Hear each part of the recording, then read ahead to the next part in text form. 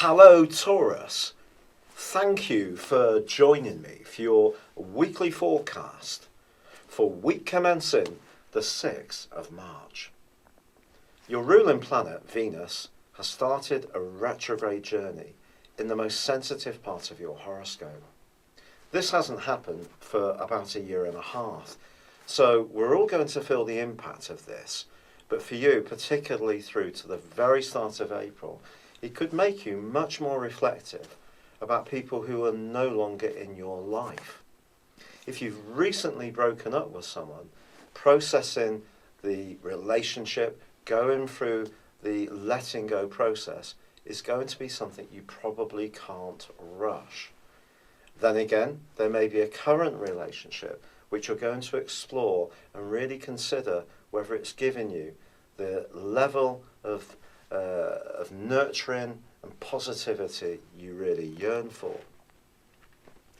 Speaking of positivity, the Sun is in a brilliant part of your situation, along with Mercury, and the Sun is forging a fantastic angle to Pluto, the planet of change. But Pluto is also about secrets, it's also about power, and since 2008 it's been confronting you with that part of you that can be reluctant to alter elements of your world. Because of your fixed quality, knowing where you stand and having a degree of routine and familiarity can be something that makes you feel very secure. But all of November and the early part of December, Jupiter, the planet of growth, was squaring up with Pluto, and that is going to be repeated this week. Now Jupiter, for you, at the current time, is in the part of your scope that's to do with life's practicalities, and it's to do with health and fitness, but it's also about obligations. Now this is a great opportunity through to the 11th of October to make some improvements to your health and fitness, what you eat and drink, and also perhaps get into a role which is more fulfilling for you. But the square with Pluto suggests there could be a temptation this week to almost push a little bit too hard. So whilst the Sun's angle with Pluto says yes, change and new objectives can be very good for you, they need to be ones that aren't going beyond what you can really manage. Jupiter is also forging an obtuse angle to the Sun, which can see us taking on too much.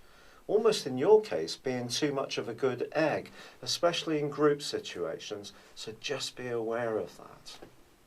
However, Mars, which has been in a very psychological part of your scope for about 5.5 weeks, is going to be joining up with your zodiac sign on Friday. This is a fantastic moment for you. It's a time when you can supercharge your efforts with greater vitality and focus.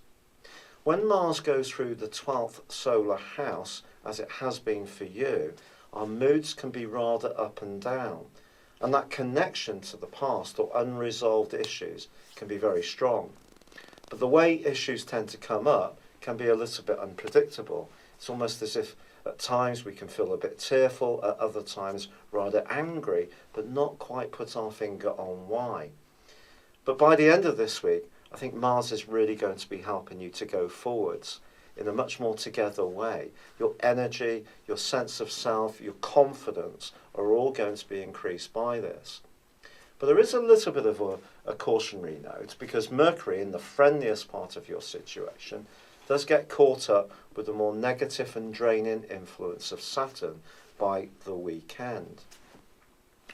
Saturn for you is in the part of your situation that's to do with resources that you share with other people, and it's also to do with business. And I just think you can't be too idealistic as this weekend's.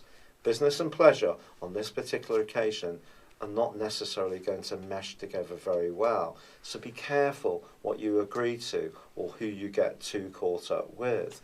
But there is a full moon, and it's a full moon that occurs in a fabulous part of your situation as this week draws to a close.